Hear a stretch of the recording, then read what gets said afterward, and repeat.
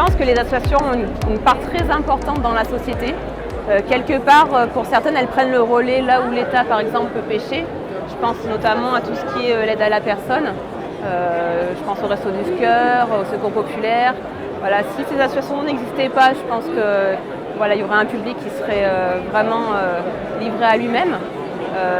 Nous, on travaille avec Passerelle sur la thématique de l'environnement et quelque part, on est un peu un lobby qui poussons l'agglo à aller un peu plus loin, un peu plus vite. Depuis 2 ans, la pandémie, donc on n'a vu personne. Les associations, souvent, il y en a qui se sont perdus de vue, qui ont fermé leurs portes, faute de combattants, faute de bénévoles. Et c'est vrai que nous sommes, et je ne suis pas la seule à le dire, nous sommes en recherche perpétuelle de bénévoles.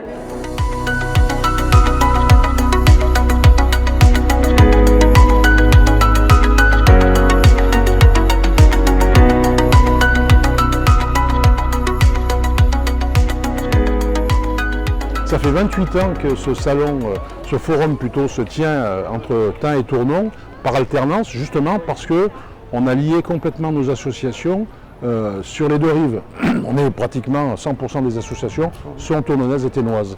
Et si vous voulez, c'est une marque de fabrique un peu de notre bassin de vie que d'avoir autant d'associations dynamiques dans le sport, dans la culture, dans le social, dans le caritatif, qui est vraiment une belle réussite. Et ce qu'on souhaite maintenant, après ces 2 années de Covid, c'est que les jeunes, les moins jeunes, viennent de plus en plus s'inscrire sur les listes des associations pour les faire vivre aussi, pour renouveler aussi le bénévolat, puisque le bénévolat est quand même la force vive des associations.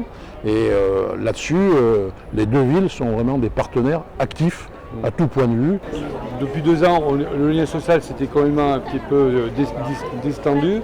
Et là, aujourd'hui, ça y est, ça revient. On sent qu'il y a une volonté collective, à la fois les collectivités et bien sûr le monde associatif et même les citoyens, de se retrouver et de recommencer et retrouver une vie normale, et ce qu'on espère le plus vite possible. On peut dire que pas loin d'une moitié de nos populations réunies sont plus ou moins de près ou de loin intégrées dans le monde associatif. Et ça, c'est un point important. Et ça, c'est vraiment une force sur le bassin de vie.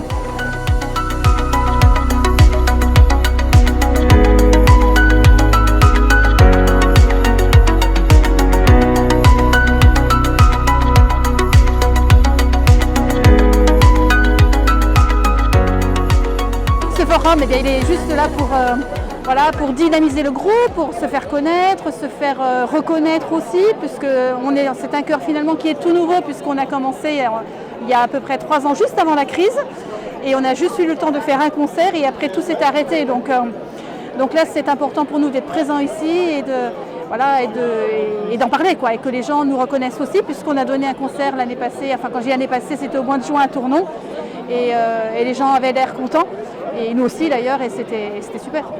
On est en contact avec des gens, c'est une structure intergénérationnelle, donc on se retrouve avec des jeunes, on se retrouve avec des plus âgés, et c'est ça qui fait notre force aussi, parce qu'on a envie d'y aller.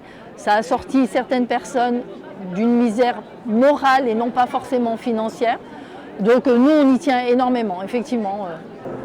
Alors moi je dirais que c'est une complémentarité. Le Secours populaire, on le dit, on le répète, et au niveau national, la présidente nous le dit souvent, nous sommes des aiguillons des pouvoirs publics. On n'a pas du tout pour objectif de remplacer D'abord, on n'est pas compétent pour les politiques ou les pouvoirs publics, mais on est là pour les aiguiller. On peut leur donner des avis, des conseils ou autres, bien sûr, les orienter même, mais on n'est pas là pour remplacer les politiques.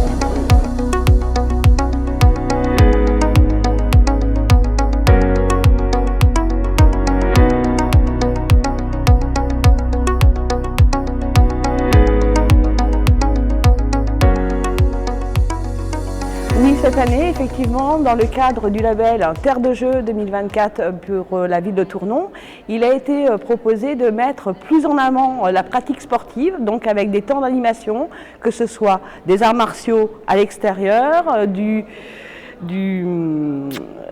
l'escrime, du taekwondo, où effectivement les gens vont pouvoir s'initier, et en même temps, effectivement, de mettre en avant les Jeux Olympiques et 2024, Paris 2024, avec une exposition qui retrace 125 ans de Jeux Olympiques.